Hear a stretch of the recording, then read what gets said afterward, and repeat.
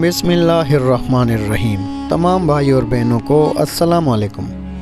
ناظرین گرامی، ایک روز حضور نبی کریم صلی اللہ علیہ وآلہ وسلم خانہ کعبہ میں نماز پڑھ رہے تھے کہ ابو جہل آپ کے پاس آیا اور بولا، کیا میں نے آپ کو اس سے منع نہیں کیا تھا؟ آپ جانتے نہیں میں سب سے بڑے گروہ والا ہوں۔ اس پر سورہ الگ کی آیت نمبر 17 اور 18 نازل ہوئیں، جن کا ترجمہ یہ ہے کہ اپنے گروہ کے لوگوں کو بلا لے، اگر اس نے ایسا کیا تو ہم بھی دوزخ کے پیادوں کو بلا لیں گے۔ حضرت ابن عباس رضی اللہ تعالیٰ عنہ فرماتے ہیں، اگر ابو جہل اپنے گروہ کو بلاتا تو اللہ تعالیٰ کے عذاب کے فرشتے اسے پکڑ کر تہس نہس کر دیتے۔ ایک روز ابو جہل حضور نبی کریم صلی اللہ علیہ وآلہ وسلم کے سامنے آیا اور آپ سے مخاطب ہوا، آپ کو معلوم ہے میں بتا والوں کا محافظ ہوں اور میں یہاں ایک شریف ترین شخص ہوں۔ اس وقت اللہ تعالیٰ نے سورہ دخان کی آیت نمبر 49 نازل فرمائی، جس کا ترجمہ یہ ہے کہ چخ تو بڑا معزز مکرم ہے۔ آیت کا یہ جملہ دوزخ کے فرشتے ابو جہل کو ڈالتے وقت پھٹکارتے ہوئے کہیں گے۔ ابو لہب بھی حضور اکرم صلی اللہ علیہ وآلہ وسلم کے ایذا رسائی میں آگے آگے تھے۔ نبی کریم صلی اللہ علیہ وسلم کی تبلیغ میں رکاوٹیں ڈالتا تھا، آپ صلی اللہ علیہ وسلم کو برا بھلا کہتا تھا۔ اس کی بیوی ام جمیل بھی اس کے ساتھ شامل تھی۔ وہ جنگل سے کانٹے دار لکڑیاں کاٹ کر لاتی اور نبی کریم صلی اللہ علیہ وآلہ وسلم کے راستے میں بچھاتی۔ اس پر اللہ تعالیٰ نے سورہ لہب نازل فرمائی۔ اس میں ابو لہب کے ساتھ اس کی بیوی کو بھی عذاب کی خبر دی گئی۔ وہ غصے میں آگ بگولا ہو گئی، پتھر ہاتھ میں لیے آپ صلی اللہ علیہ وآلہ وسلم کی طرف بڑھی۔ اس وقت آپ صلی اللہ علیہ وآلہ وسلم کے ساتھ ابو بکر صدیق رضی اللہ تعالیٰ عنہ بھی تھے۔ انہوں نے ابو لہب کی بیوی کو آتے دیکھا تو فرمایا، اللہ کے رسول، یہ عورت بہت زبان دراز ہے، اگر آپ یہاں ٹھہرے تو اس کی بد زبانی سے آپ کو تکلیف پہنچے گی۔ ان کی یہ بات سن کر حضور نبی کریم صلی اللہ علیہ وآلہ وسلم نے فرمایا، ابو بکر فکر نہ کرو، وہ مجھے نہ دیکھ سکے گی۔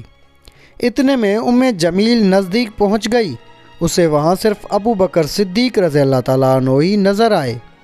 وہ آتے ہی بولی، ابو بکر تمہارے دوست نے مجھے ذلیل کیا ہے، کہاں ہے تمہارا دوست جو شعر پڑھتا ہے؟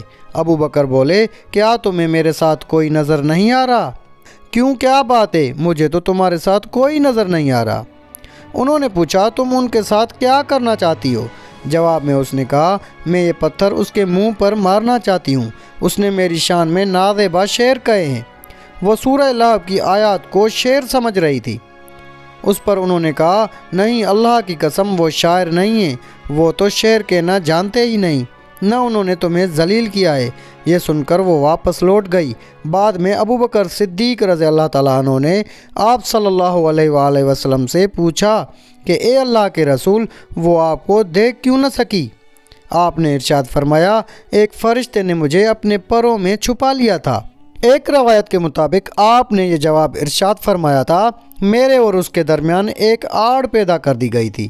ابو لہب کے ایک بیٹے کا نام عتبہ اور دوسرے کا نام عتیبہ تھا۔ اعلان نبوت سے پہلے رسول کریم صلی اللہ علیہ وآلہ وسلم نے اپنی دو بیٹیوں حضرت رقیہ اور حضرت ام کلثوم رضی اللہ تعالیٰ عنہما کا نکاح ابو لہب کے ان دونوں بیٹوں سے کر دیا تھا۔ یہ صرف نکاح ہوا تھا، ابھی رخصتی نہیں ہوئی تھی۔ اسلام کا آغاز ہوا اور سورہ لہب نازل ہوئی تو ابو لہب نے غصے میں آ کر اپنے بیٹوں سے کہا، اگر تم محمد کی بیٹیوں کو طلاق نہیں دو گے تو میں تمہارا چہرہ نہیں دیکھوں گا۔ چنانچہ ان دونوں نے انہیں طلاق دے دی۔ دیکھا جائے تو آپ صلی اللہ علیہ وآلہ وسلم کی بیٹیوں کے لیے اس میں حکمت تھی، گویا اللہ تعالیٰ نے چاہا کہ یہ پاک صاحبزادیاں عتبہ اور عتیبہ کے ہاں نہ جا سکیں۔ یہ رشتہ اسلام دشمنی کی بنیاد پر ختم کیا گیا، یعنی آپ دونوں چونکہ نبی کریم صلی اللہ علیہ وآلہ وسلم کی صاحبزادیاں تھیں، اس لیے یہ قدم اٹھایا گیا۔ اس موقع پر عتیبہ نبی اکرم صلی اللہ علیہ وآلہ وسلم کی خدمت میں حاضر ہوا اور اس نے آپ کی شان میں گستاخی کی۔ آپ صاحبزادیوں کی وجہ سے پہلے ہی غمگین تھے، ان حالات میں آپ نے اس کے حق میں بد دعا فرمائی کہ اے اللہ اس پر اپنے کتوں میں سے ایک کتا مسلط فرما دے۔ عتیبہ یہ بد دعا سن کر وہاں سے لوٹ آیا۔ اس نے اپنے باپ ابو لہب کو سارا حال سنایا۔ اس کے بعد دونوں باپ بیٹا ایک قافلے کے ساتھ ملک کے شام کی طرف روانہ ہو گئے۔ راستے میں یہ لوگ ایک جگہ ٹھہرے، وہاں قریب ہی ایک راہب کی عبادت گاہ تھی۔ راہب ان کے پاس آیا، اس نے انہیں بتایا اس علاقے میں جنگلی درندے رہتے ہیں۔ ابو لہب یہ سن کر خوف زدہ ہو گیا۔ نبی کریم صلی اللہ علیہ وآلہ وسلم کی بد دعا یاد آ گئی۔ اس نے قافلے والوں سے کہا تم لوگ میری حیثیت سے باخبر ہو اور یہ بھی جانتے ہو کہ میرا تم پر کیا حق ہے۔ انہوں نے ایک زبان ہو کر کہا بے شک ہمیں معلوم ہے۔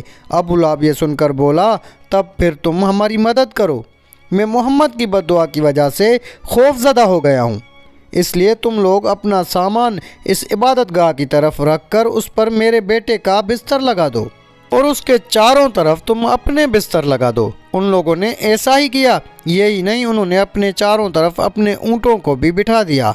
اس طرح عتیبہ ان سب کے عین درمیان میں آ گیا۔ اب وہ سب اس کی پاسبانی کرنے لگے۔ ان تمام احتیاطی تدابیر کے باوجود حضور نبی کریم صلی اللہ علیہ وآلہ وسلم کی پیشن گوئی پوری ہو گئی۔ نصف رات کے قریب ایک شیر وہاں آیا اور سوئے ہوئے لوگوں کو سونگھنے لگا۔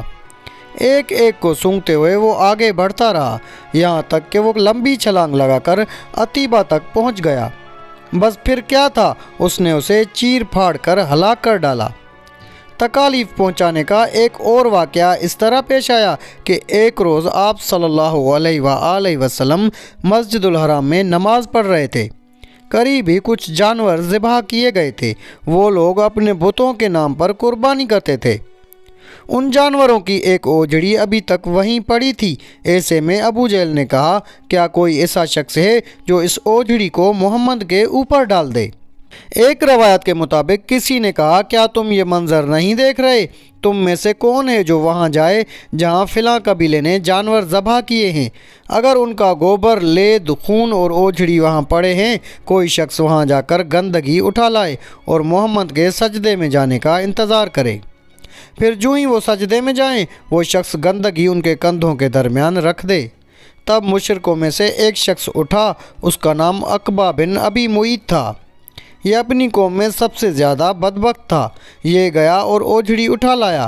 جب آپ صلی اللہ علیہ وآلہ وسلم سجدے میں گئے تو اوجھڑی آپ پر رکھ دی گئی۔ اس پر مشرکین زور زور سے ہنسنے لگے، یہاں تک کہ وہ ہنسی سے بے حال ہو گئے اور ایک دوسرے پر گرنے لگے۔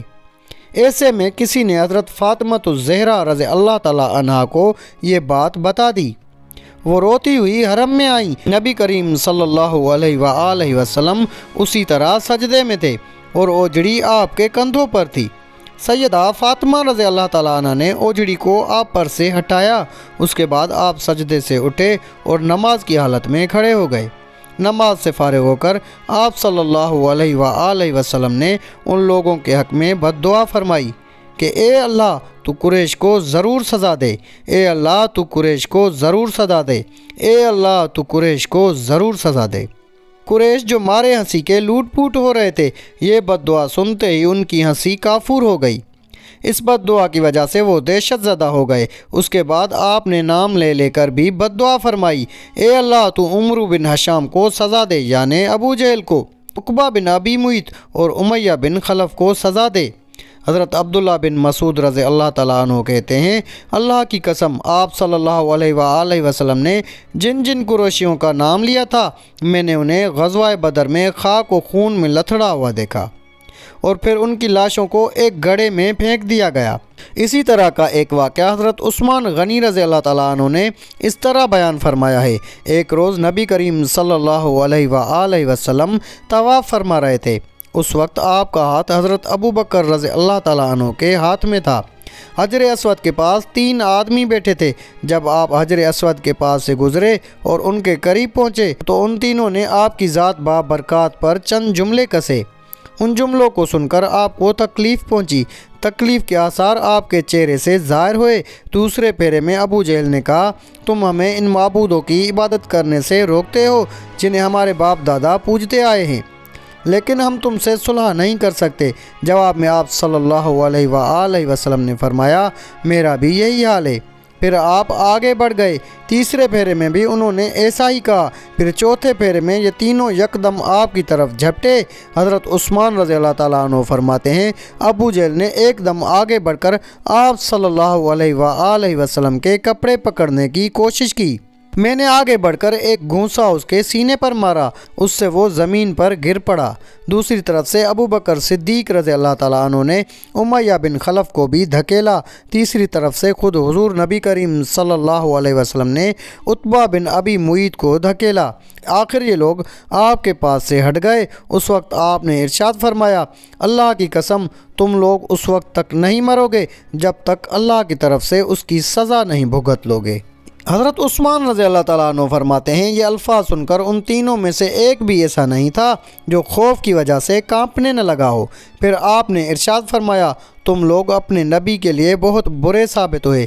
یہ فرمانے کے بعد آپ اپنے گھر کی طرف لوٹ گئے، ہم آپ کے پیچھے پیچھے چلے۔